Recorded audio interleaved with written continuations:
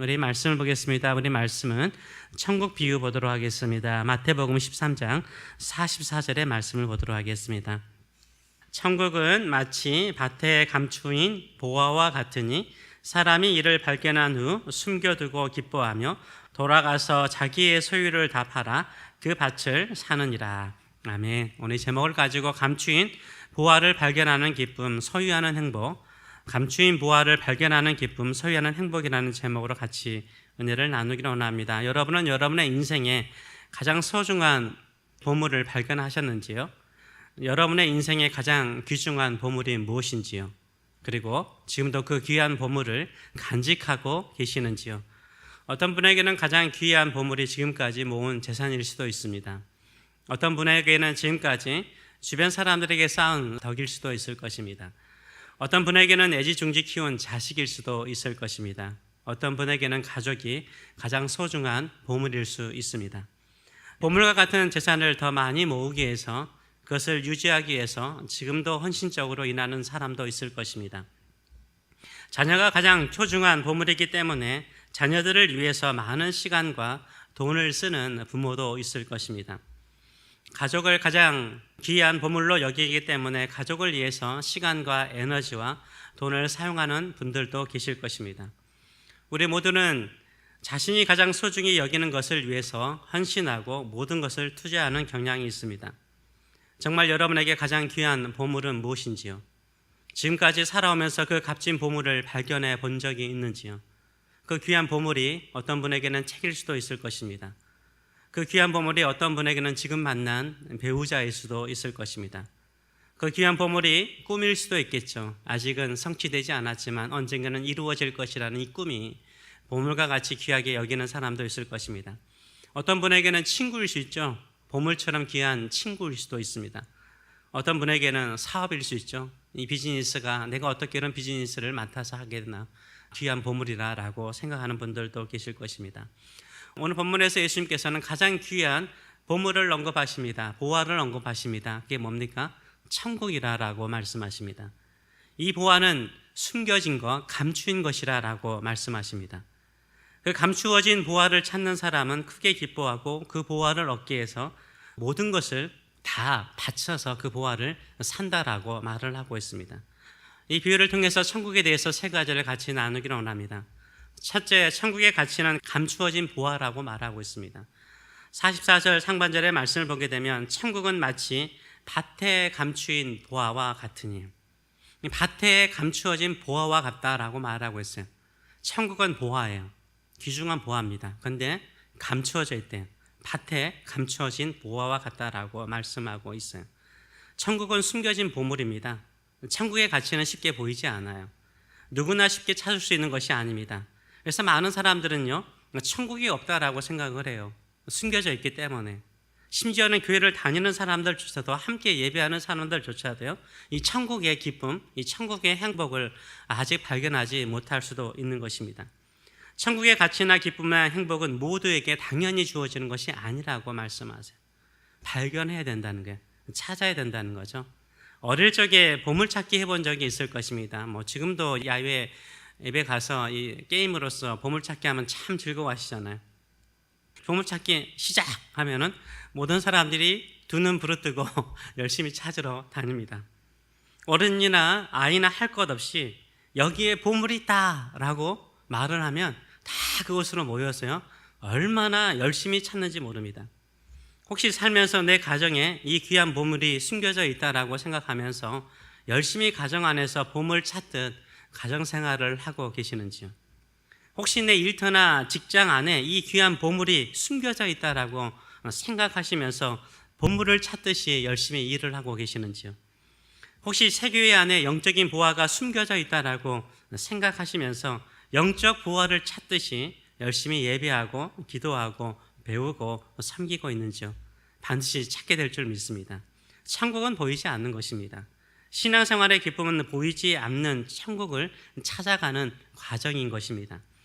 지금 현재 내가 알고 있는 천국은 전부가 아닐 수 있습니다. 숨겨진 보화와 같이 더 많은 것, 더 귀한 것을 찾게 될 줄 믿습니다. 둘째로는 발견한 자는 크게 기뻐한다라고 말을 하고 있습니다. 44절 중반에 보게 되면 사람이 이를 발견한 후에 숨겨두고 기뻐한대요. 기뻐한다라고 말을 하고 있습니다. 만약 여러분이 엄청난 가치가 있는 그 말을 우연히 발견해서 찾았어요. 우연히 발견했어요. 얼마나 기쁠까요? 어떤 사람은 기절할 수도 있겠죠. 어떤 사람은 기쁨을 참지 못할 것입니다. 보화를 발견하는데 기뻐하지 않을 사람은 한 사람도 없을 것입니다. 우리 모두는 기뻐할 것입니다. 여러분에게 이 보화를 발견하는 기쁨이 있는지요? 어제도 이 보화를 찾는 기쁨으로 인해서 행복한 하루를 살았는지요? 오늘도 예배를 드리면서 이 보화를 지금 깨닫고 이 보화를 발견해서 기쁨으로 예배를 하고 있는지요? 근데 이 보화를 발견하고 혼자만 안다라고 말하고 있어요. 숨겨두고 혼자 안 돼요. 나만 알고 그 기쁨을 가지는 거예요. 그 기쁨을 가지고 돌아갔어요. 혹시 집안에 숨겨놓은 간식이 있는 분들이 있을 것입니다. 그렇죠? 다들 있는 거 하더라고요. 남자나 여자나 다 있더라고요. 혹시 나 혼자만 아는 숨겨놓은 간식이 있어요? 나만 혼자 몰래 먹으면 그때 그 간식의 맛은 훨씬 크죠? 마찬가지인 것입니다. 아무도 모르는데 나만 알아요. 그 귀한 것을 내가 알아요. 그걸 내가 소유하면 너무 좋겠어요. 그러면 그 기쁨은 더한 거죠. 그래서 이 보물을 발견한 사람은 숨겨두고 혼자 가서 그 다음 일을 합니다. 저는 찬송가 442장을 참 좋아합니다. 저 장미꽃 위에 있을 새벽 예배 나와서 그런지 몰라도 이 아침에 물안개가 피거나 지금은 물안개가 확 피잖아. 잔디 위에 싹 피고 해가 떠오르고 저 동쪽에 막 붉은 해가 떠오르는 모습들 그런 게 너무나 아름다워요. 새벽 예배 올 때가 저 인생 가운데는 가장 행복한 시간 중에 하나일 때가 참 많습니다. 물론 주일 날 이렇게 일찍 와서 예배하는 것도 기쁜 일인데요. 청한 주의 음성 들으면서 오게 되는데요. 그 후렴 가사에 이런 가사가 있습니다. 주가 나와 동행하면서 나를 친구 삼으셨네. 우리 서로 받은 그 기쁨은 알 사람이 없도다. 그 기쁨은요, 그 행복은요, 받아본 사람만이 알아요. 태어날 수가 없는 거예요. 예수님을 통해서 우리가 얻는 기쁨, 신앙생활하면서 주님께서 나와 동행하는 그 행복, 그 즐거움은요, 발견한 사람만 알듯이요, 그것을 찾는 사람만 알 수 있어요. 저 여러분에게도 그런 은혜가 있기를 원합니다. 주님과 함께 동행하며 사는 즐거움, 천국의 기쁨을 누리시는 저와 여러분 되시길 축원합니다. 그것을 발견하시는 저와 여러분 되시길 축원합니다. 셋째로 천국은 값을 지불하고 반드시 소유하고자 하는 행복이라는 거예요. 그것을 발견하는 것으로 끝나는 것이 아니라 그것을 내 것으로 삼는 사람이라고 말을 하고 있어요. 예수님 당시에는 이 은행 시스템이 되지 않았어요. 지금은 은행이 발달했지만 그 당시에는 은행 시스템이 되지 않았습니다. 그리고 누구를 신뢰하기가 쉽지 않았어요. 그래서 사람들이 보화를 어디에 숨겨두었을까요? 이 보물이나 귀한 돈들, 귀한 것들을요, 땅에 숨겨두었어요. 땅에 숨겨두었어요. 이 전쟁이 일어나잖아요.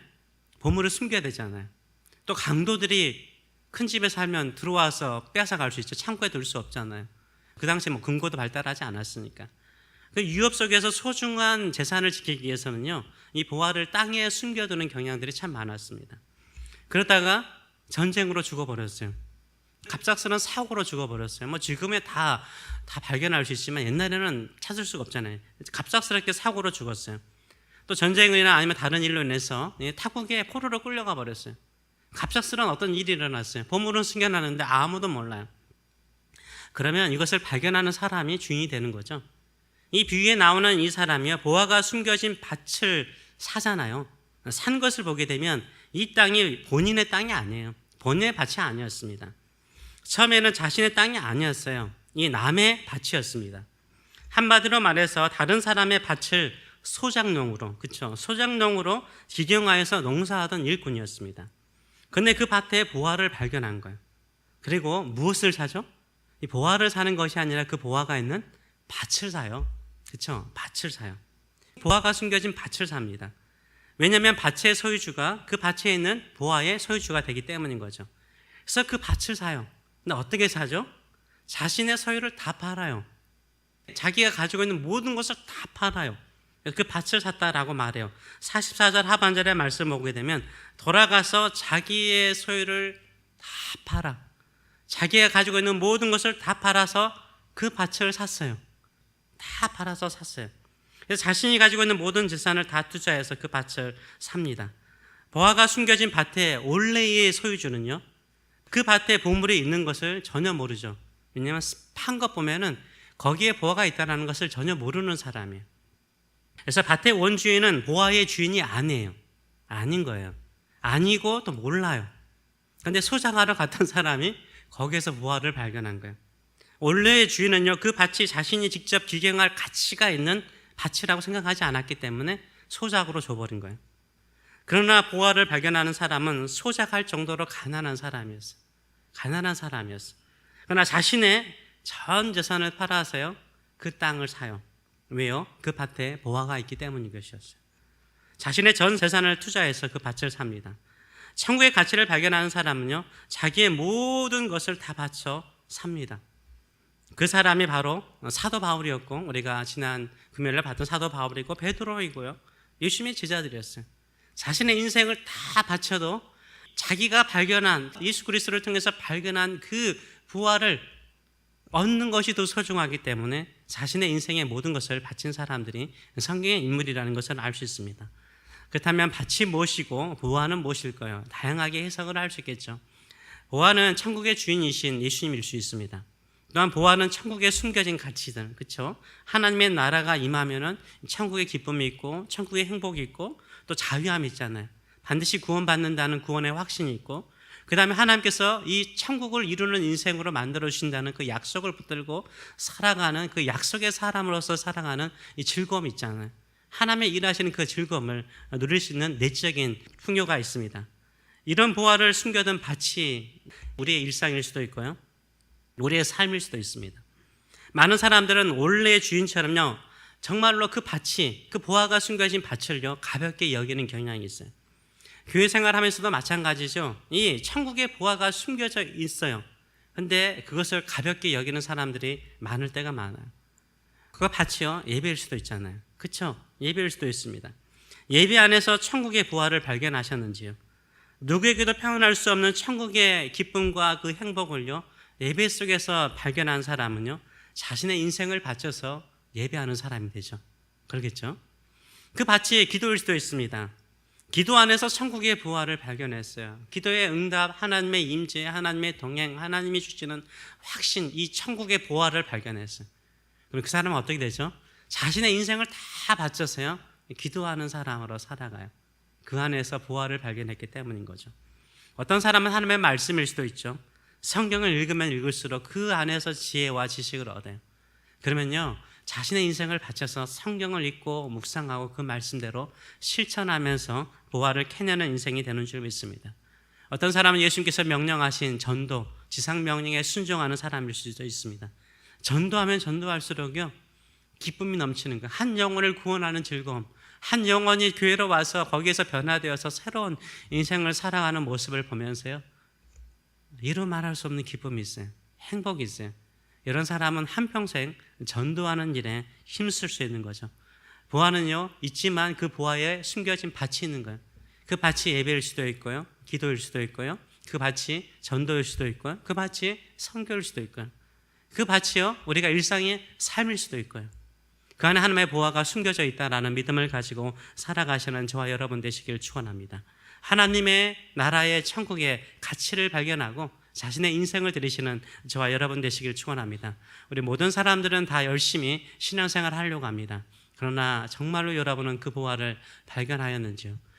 올 한 해는 성경 읽기를 맥체인 성경 읽기로 하고 있습니다. 카톡에 올리는 분들이 계십니다.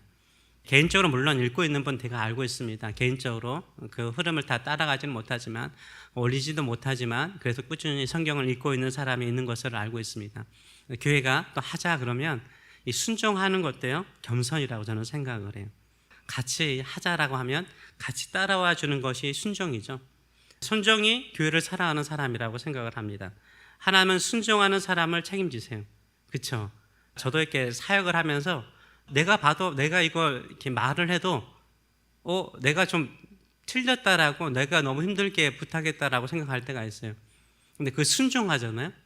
그럼 뭐든지 더 축복하고 싶고, 더 뭔가를 베풀고 싶고, 더 뭔가를 막 해드리고 싶은 마음이 많아요. 그래서 하나님의 마음도 그런 마음이라는 생각을 참 많이 가져요. 그래서 뭔가를 하라고 그랬는데 힘들어도 어려워도 막 해요.